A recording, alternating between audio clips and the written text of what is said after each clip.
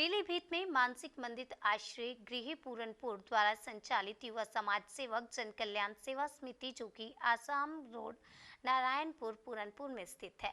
वहीं जब युवा समाज सेवक जन कल्याण समिति के अध्यक्ष कुलविंदर सिंह से बात की गई तो उन्होंने बताया कि हमारे यहाँ पर निराश्रित मानसिक विकलांग बच्चों की सेवा की जाती है और उनका रहना, खाना, पढ़ना व दवाई बिल्कुल मुफ्त है। हम चाहते हैं कि जिन बच्चों की देखभाल के लिए कोई नहीं है उनका जिम्मा हम उठा सकें और अच्छे से उनका पालन पोषण कर सकें, जिसके चलते उनका भविष्य अच्छा हो सके। इस समय हमारे यहाँ पर 16 बच्चे हैं जिनका रखरखाव व भरण पोषण हम व हमारा स्टाफ बेहतर तरीके से कर रहा है। साथ ही कहा कि इनकी बच्चों पर जो भी खर्च होता है वह हमारी कमेटी द्वारा दिया जाता है। कुलविंदर सिंह है जी। हाँ, और टोटल समिति के संबंध में और बच्चों के संबंध में क्या क्या है? देखिए, हमारा युवा समाज सेवक जन कल्याण सेवा समिति की संस्था है जो कि मानसिक मंदित गृह सह परीक्षण के अंदर संचालित है। यहाँ अनाथ, बेसहारा, लावारिस बच्चों को रहने का, खाने के लिए, इलाज के लिए सब निःशुल्क है। जो आप समाज सेवा समझ लो। कितने बच्चे हैं सर यहाँ पर अभी? इस समय हमारे पास 16 बच्चे हैं। अच्छा, और इनका भरण पोषण युवा समाज सेवा जन कल्याण समिति के माध्यम से किया जाता है या गवर्नमेंट का भी कोई फंडिंग है? गवर्नमेंट से अभी हमें कोई फंडिंग नहीं मिली है कभी भी, लेकिन अगर हम कहें कि हम अकेले ही इसको कर लेंगे तो मुश्किल है। इतने बच्चों का भरण पोषण करना, पालन पोषण करना, इसमें हमारे लोग, पूरनपुर के समाज सेवी लोग, बहुत से लोग हैं जिन्होंने हमारे साथ कंधे से कंधा मिला के हमें सपोर्ट करी है। उन्हीं के माध्यम से इनका भरण पोषण सब चलता है।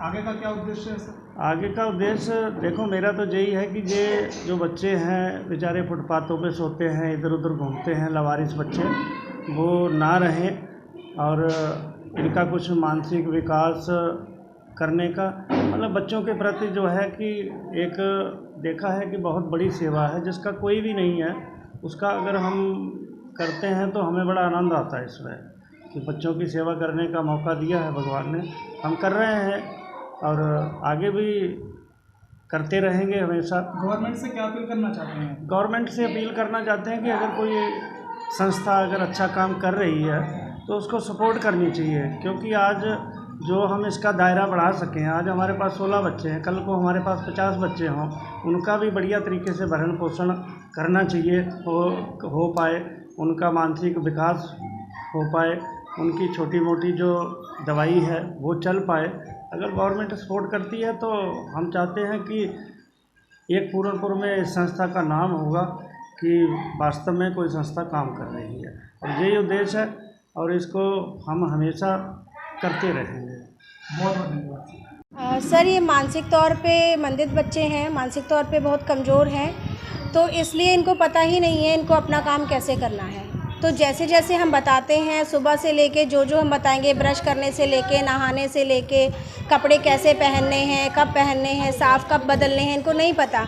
अगर इनको आप 2, 3, 4 दिन कपड़े मत बोलो ना कि बदल लो, तो ये अपने आप से नहीं बदलते। तो रोज़ के रोज़ इनको बताना पड़ता है कि अब आप ऐसे कर लो, सुबह ऐसे कर लो। रात को भी कई बार उठते हैं पानी के लिए, बाथरूम के लिए, कई बार लड़ने लगते हैं आपस में, तो तब भी जाग के हमारे जो गृह सेवक है वो इनको दूर करते हैं, समझाते हैं कि एक दूसरे को काट लेते हैं।